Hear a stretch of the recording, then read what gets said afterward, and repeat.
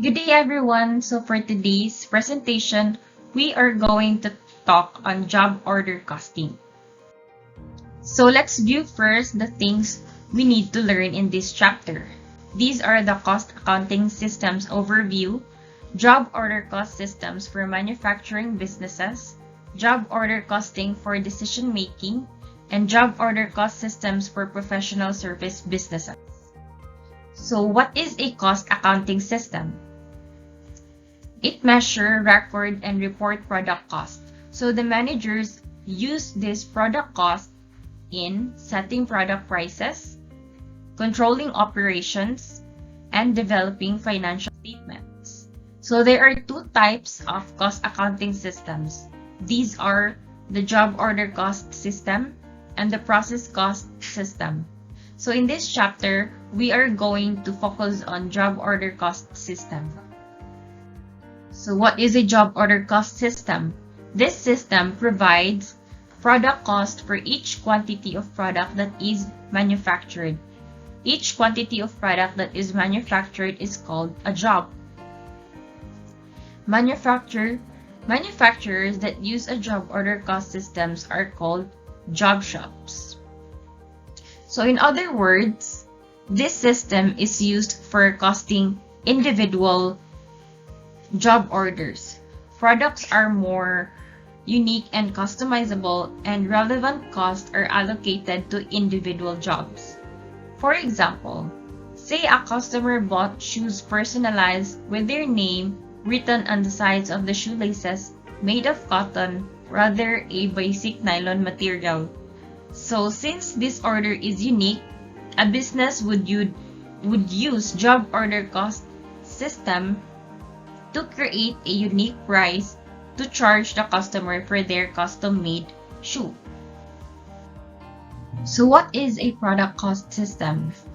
It is often used by companies that manufacture units of products that are indistinguishable from each other and are manufactured using a continuous production process. Take note, a product costing method for manufacturing companies that mass produce a large volume of similar products or units of output. The example for the process cost systems are the oil refining, food production, glass, cement, and paint manufacture. So these are the brief differences between a job costing environment and a process costing environment. So in a job costing environment, jobs are accumulated by job on job cost sheets, while in process costing environment, costs are accumulated by the department on cost of the production reports. So in a job costing environment, let's say when a raw materials enter into a production process, this will become part of the work in process inventory. And when the production process becomes complete, it will directly become a finished goods. Unlike in the process costing environment, before a raw materials or a product becomes finished goods, it must entails handing off accumulated cost from one department to another department. So as you can see, there is a continuous production from one department to another department, unlike in a job order costing na when around just an individual production. So these are the summary of legend guitars for manufacturing operations. So for manufacturing operations, we have the cutting and assembling. The production costs are the direct materials, direct labor, and the factory overhead. And then inventories are the materials, work in process, and finished goods. So a job order cost systems for manufacturing businesses. So this is the flow of the manufacturing cost. A job cost system records, summarizes, and manufacturing by cost. While jobs are still in the production process, they are part of the work in process inventory. As jobs are completed, they become part of the finished goods inventory, And when the finished goods are sold to customers, their costs become part of cost of goods sold. So an inventory ledger account. In a job order cost accounting systems, perpetual inventory controlling accounts and subsidiary ledgers are maintained for materials, work in process, and finished goods inventories as shown.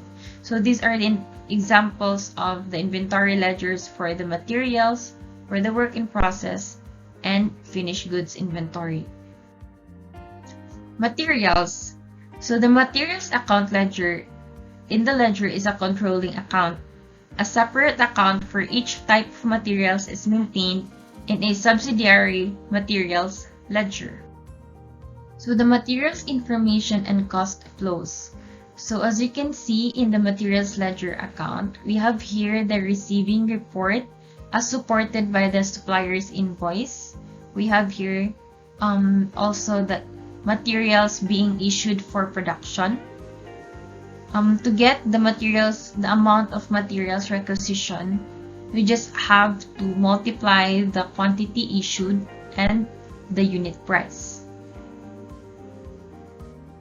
Materials. A receiving report is prepared when materials have been ordered, are received, and inspected. The quantity received and the condition of the materials are entered on the receiving report. When supplier's invoice is received, it is compared to the receiving report. So this is how you will make the journal entry. Since we have acquired the materials already, or we have received the materials already, we have to debit the materials and then credit accounts payable. And the amount is already supported by the supplier's invoice.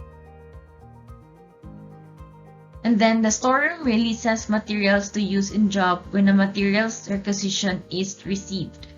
For direct materials, the quantities and the amounts for the materials requisitions are posted to job cost sheets. Job cost sheets make up the work in the process subsidiary ledgers. So this is also the journal entry for materials being issued for production process. Since the materials that has been issued is already part of the work in process inventory, we have to debit the work in process and then credit the materials. So we have here an example. On March 5, Hatch Company purchased 400 units of raw materials at $14 per unit. On March 10, raw materials were requisitioned for production as follows: 200 units for job 101 at $12 per unit, and 300 units for job 102 at $14 per unit.